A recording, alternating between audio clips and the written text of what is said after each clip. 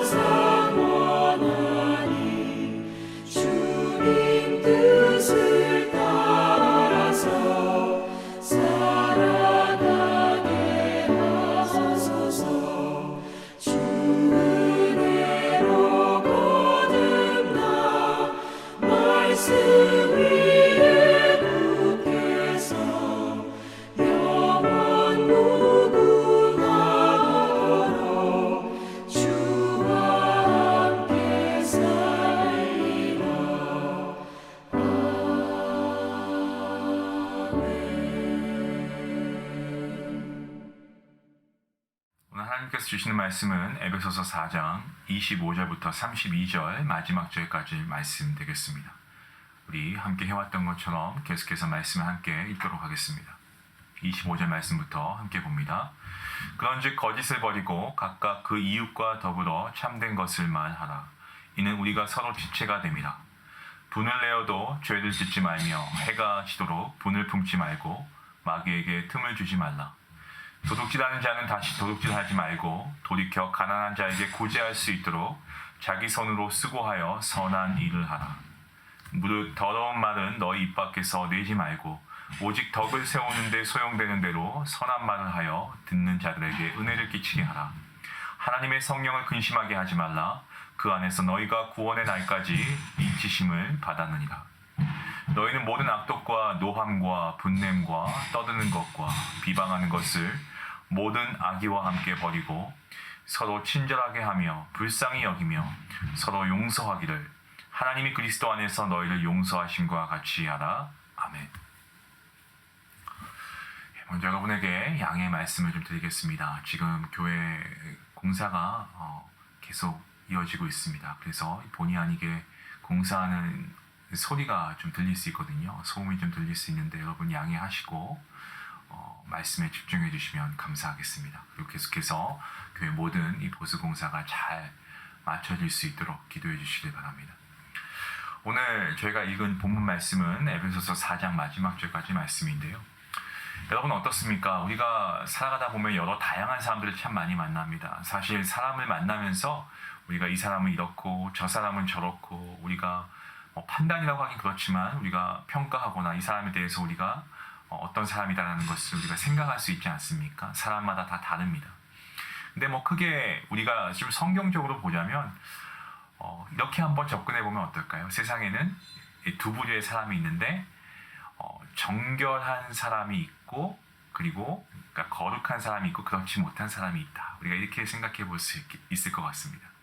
하나님을 믿는 성도를 우리가 거룩한 하나님의 백성, 하나님의 자녀, 성도라고 한다면 또 하나님을 아직 모르고 복음을 받지 못한 이들은 그렇지 못한 자들에 속한 거겠죠. 그런데 우리가 사실 살다 보면 어떤 사람을 만나든지 간에 동일한 건 있는 것 같습니다. 정말 정결하고 완전한 사람은 없다라는 거죠. 성경에서도 의인은 하나도 없다라고 말씀하고 있지 않습니까?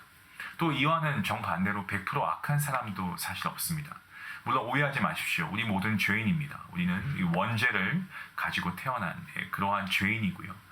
제가 드리는 말씀은 100% 악한 사람은 없다라는 생각을 제가 말씀드린 겁니다. 왜냐하면 우리 안에 선과 악이 같이 이렇게 혼재하지만 우리가 모두 그렇지 않습니까? 우리가 어제 읽었던 말씀대로 우리 모두가 옛사람이었는데 우리가 하나님의 은혜로 하나님의 자녀가 되어서 새 사람을 입었고요. 그리고 우리가 또 새 사람을 입은 가운데서도 우리가 항상 유혹에 넘어질 때가 있고 또 옛사람으로 돌아가려고 하는 그런 구습이 있지 않습니까?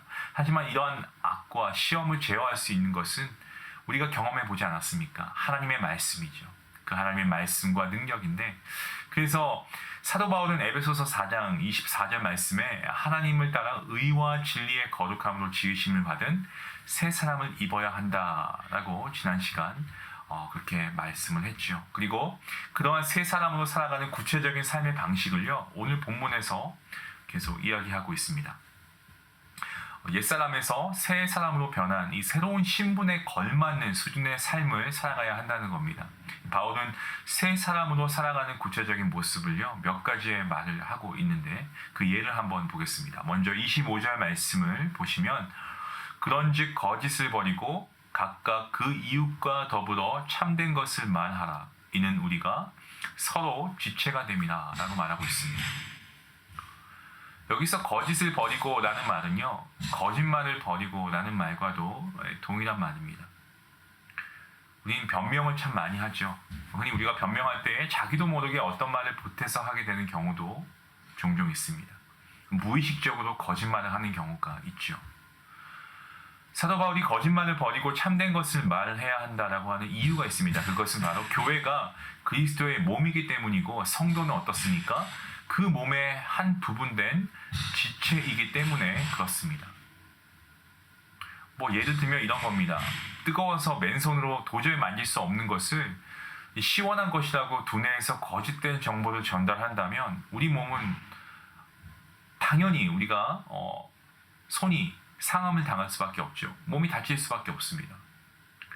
바울은 거짓말이 그리스도의 몸된 교회를 상하게 하기 때문에 이 성도들 간의 교제는 참된 진실을 말하는 것에서부터 시작한다라고 말하고 있습니다. 그러면서 본문 26절과 27절 말씀을 보시면 이렇게 말씀하고 있죠. 분을 내어도 죄를 짓지 말며 해가 지도록 분을 품지 말고 마귀에게 틈을 주지 말라.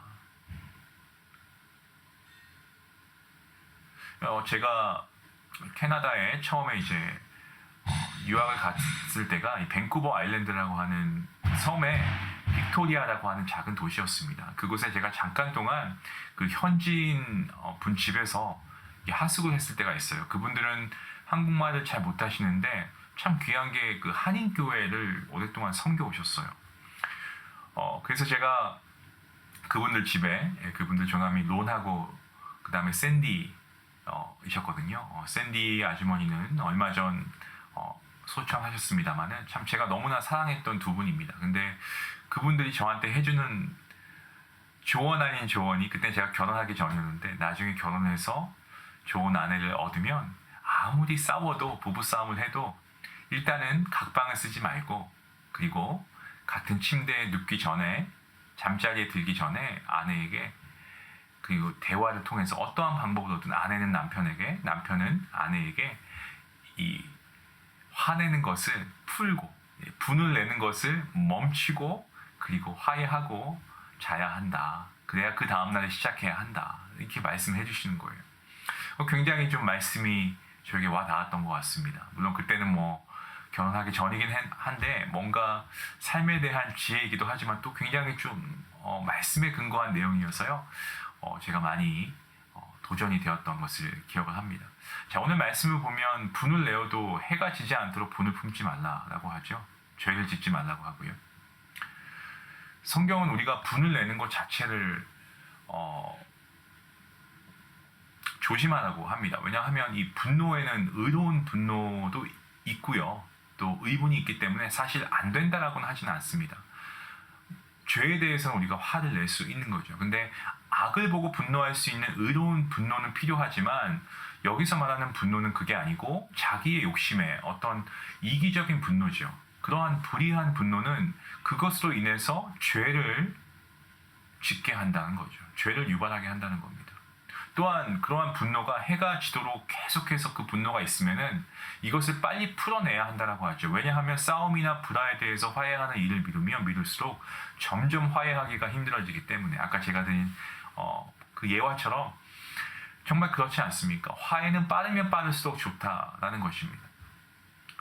다음으로 28절 말씀을 보면 도둑질하는 자는 다시 도둑질하지 말고 돌이켜 가난한 자에게 구제할 수 있도록 자기 손으로 수고하여 선한 일을 하라고 말씀합니다.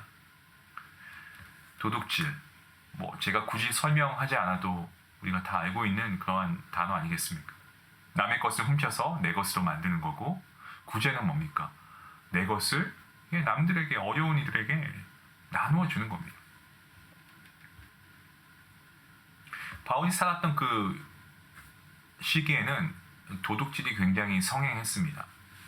뭐 주로 항구라든지 사교장으로 사용되었던 공중 목욕탕에서 목욕하는 사람들이 물건 훔치는 일은 이 헬라 도시에서 아주 흔한 일이었다고 하는데요.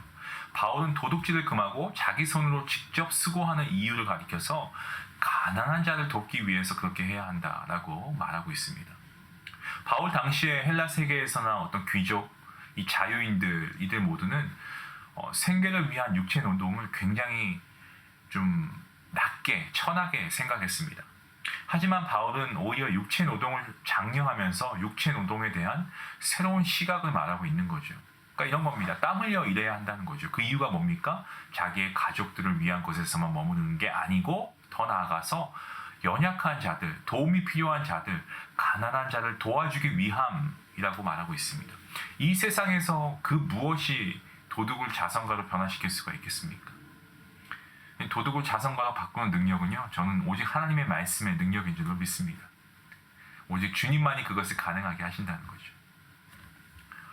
바울은 계속해서 29절 말씀을 보시면 무릇 더러운 말은 너희 입 밖에도 내지 말고 오직 덕을 세우는 데 소용되는 대로 선한 말을 하여 듣는 자들에게 은혜를 끼치게 하라 라고 말하고 있습니다. 더러운 말은요, 이 헬라어로 보면은 사프로스인데 그 뜻이 썩은이라고 하는 뜻입니다. 그러니까 더러운 말은 썩은 말이라는 것과 동의어입니다. 사람의 말이 여러분 어떻습니까? 사람의 말은 그 사람의 마음속에 있는 것을 보여주는 겁니다. 그러니까 그 마음속에 악한 것이 있으면 악한 말을 하게 되고 선한 것이 있으면 선한 말을 하게 되는 겁니다. 더러운 말은 더러운 마음에서 나오고 더러운 말은 오늘 썩은 말이라고 했죠. 이 썩은 말은 썩은 마음에서 나오는 겁니다. 또 말은 어떻습니까? 말을 하는 사람뿐만이 아니고 그 말을 듣는 사람들에게도 영향을 끼치죠. 특히나 더러운 말, 이 썩은 말을 들으면 듣는 사람 또한 아주 기분이 나쁩니다. 사실 이러한 모습이 교회 안에서도 있습니다. 참 예배할 때 그리고 기도할 때 정말 은혜, 그분의 그 예배하는 태도, 기도하시는 모습 가운데서 은혜가 되는 분들이 있어요. 그런데 딱 일상으로 돌아가면 그냥 입을 여시는 그 순간에 참 감당하기 어려운 만큼 그러면서 나는 있는 말을 솔직히 하는 사람이어서 저는 막 말을 돌려서 못해서요. 저는 직접적으로 솔직한 사람입니다. 그러면서 정말 생각을 거르시지 않고 그냥 바로바로 말씀하시는 분들이 있어요. 근데 물론 필요한 말씀도 있겠습니다만 때론 그런 말이 누군가에게는 상처가 되고 누군가에게는 정말 교회에 오는데 어려움을 주기 위한 그러한 말이 아니었나? 이렇게 오해하는 그러한 경우도 있다는 거죠. 때문에 우리는 말은 참 조심해야 되고 사실 우리가 사랑으로 하는 겉면의 말도요. 사실 우리가 얼마나 기도하고 준비하고 우리가 그러한 말들을 해야 하는지 모릅니다. 바울은 단순히 더러운 말, 이 썩은 말들을 안 하는 데서 그치는 게 아니고요. 덕을 세우기 위해서 선한 말을 적극적으로 하라고 하고 있습니다. 그러니까 의도적으로, intentionally. 바울이 이렇게 새 사람으로 살아가는 모습의 구체적인 예를 들어서 권면하는 이유가 있습니다. 그것은 하나님의 성령을 근심하게 하지 말라는 겁니다. 자, 오늘 30절 말씀을 보시면 분명하게 정확하게 그렇게 말씀하고 있죠. 뭐라고 말씀합니까? 하나님의 성령을 근심하게 하지 말라. 그 안에서 너희가 구원의 날까지 인치심을 받았다고 말하고 있습니다. 성령 하나님은 우리의 인생을 옆에서 도우시는 조력자이시고 안내자이시고 지도자가 되십니다. 자녀가 부모의 충고나 경고, 조언에 대해서 그들을 사랑하는 마음에서 해주는 부모의 말이라고 해도 자꾸 엇나가고 오히려 반대로 막 그런 행동들을 하면 하지 말라는 걸 하고 하라는 걸 하지 말고 이렇게 하면 그 부모의 마음에 얼마나 큰 상심이 생깁니까? 이처럼 하나님의 자녀된 우리가 새 사람으로서 말씀대로 살아가기 위해서 정말 우리를 도우시는 성령님의 인도하심을 우리가 스스로 거부하거나 그런 하나님의 인도하심을 우리가 무시한다면 이것은 하나님의 성령을 근심하게 하는 겁니다. 우리가 이것을 분명하게 잊지 말아야겠죠. 끝으로 바울은 오늘 본문 31절과 32절 말씀에서 이렇게 말씀합니다. 너희는 모든 악독과 노함과 분냄과 떠드는 것과 비방하는 것을 모든 악의와 함께 버리고 서로 친절하게 하며 불쌍히 여기며 서로 용서하기를 하나님이 그리스도 안에서 너희를 용서하심과 같이 하라. 이렇게 말하고 있습니다. 다시 한번 바울은 어떡합니까? 어떤 분내는 것, 비방하는 것, 악독한 마음, 노함, 악의적인 마음 이런 걸 다 버리라고 권면합니다. 그리고 32절 말씀에서 친절하게 라는 이런 표현을 쓰는데요. 이것은 어떤 의미냐면 그리스도를 뜻하는 헬라 말인 이 크리스토스와 그 발음이 아주 비슷합니다. 크레스토스라고 하거든요. 친절하게. 그래서 그리스도인들은 친절한 사람들이고요. 긍휼히 여길 줄 아는 사람들이고 용서할 줄 아는 사람들이 바로 그리스도인들입니다. 그래서 여러분 우리가 그리스도인으로서 우리가 명찰을 붙이고 나는 중앙교회 어느 성도고 집사고 장로고 권사고 목사고 이런 타이틀을 우리가 써붙이고 다니지 않아도 우리가 그리스도인이라고 한다면 친절이 우리의 몸에 배어 있어야 한다는 거죠. 남들을 긍휼히 여길 줄 아는 그러한 마음이 있어야 한다는 거죠. 남들이 생각할 때 세상이 말할 때 저건 용서 못하지라고 하는 것도 아니 죽을 수밖에 없는 죄인을 용서하시고 구원하시고 우리에게 영생을 주신 그 주님처럼 우리도 용서할 줄 알아야 됩니다. 그게 바로 그리스도인입니다. 부모는 자녀의 거울이라고 합니다. 자녀가 부모를 그대로 닮아가는 것처럼 우리의 아버지 되시는 하나님께서 그리스도 안에서 우리를 먼저 용서하셨기 때문에 우리가 용서를 해야 할 이유가 있는 것입니다. 사랑하는 중앙가족 여러분, 그리스도인들은 십자가에 달리신 주님으로 인해서 옛사람이 죽고 새로운 사람으로 신분이 완전히 바뀐 사람들입니다. 오늘 여러분에게 감히 도전을 드립니다. 제가 하는 말씀이 아니고 사도 바울의 이 말씀이 여러분에게 하는 말씀으로 여러분이 듣기를 원합니다. 우리가 새 사람이 되었다라고 한다면 우리가 오늘 다른 것 다 우리가 제쳐놓고 우리가 하나님의 뜻대로 살아가야 할 것입니다. 그리고 성령 하나님을 근심하게 해서는 안 될 것입니다. 새로운 사람, 새 사람이 되었다라고 하는 것, 우리가 알 수 있는 방법들, 오늘 우리가 말씀을 통해 배웠죠. 성령의 인도하심을 우리가 순종하며 따라갈 수 있기 원합니다. 그래서 정말 우리가 십자가에 달리신 주님으로 인해서 옛사람이 죽고 새 사람으로 신분이 바뀐 사람들로서 그리스도인으로서 우리가 더욱더 나보다 남을 낮게 여기고 긍휼히 여기고 용서할 수 있고 더 많이 사랑하고 정말 우리가 예수님의 모습을 닮아 그렇게 살아간다면 그리하여서 성령 하나님을 근심하지 않게 한다면 여러분 이것이야말로 하나님께서 원하시는 참된 그리스도인 새 사람이 아닐까요? 오늘 이러한 새 사람이 될 수 있기를 주님의 이름으로 간절히 축원합니다. 기도하시겠습니다. 고마우신 하나님 감사합니다. 오늘도 말씀을 통하여서 먼저 하나님께서 우리를 얼마나 사랑하셨는지 다시 한번 그 사랑과 은혜에 감사하며 예수 그리스도께서 십자가에 달리심을 통하여서 하나님께서 그리스도 안에서 우리를 먼저 용서하셨기에 우리가 더 이상 옛사람 죄인의 모습이 아니고 죄로 인한 수감자의 모습이 아니고 새로운 사람, 의의 사람 그리고 하나님의 아들과 딸이 되어서 거룩한 성도가 되어서 그리스도인으로서 신분이 바뀌게 되었음을 다시 한번 우리가 확인하고 감사합니다. 하나님 오늘 이 하루도 하나님의 말씀을 통해서 정말 우리 안에 우리의 속을 조명하시는 그 성령 하나님의 인도하심을 바라며 우리가 새로운 사람이다, 새 사람이다라는 그 신분에 걸맞게 우리의 삶을 멋지게 살아갈 수 있도록 하나님 함께 하여 주시고 우리의 연약함을 하나님의 손으로 붙잡아 주심으로 오늘도 나의 힘과 능력으로 우리가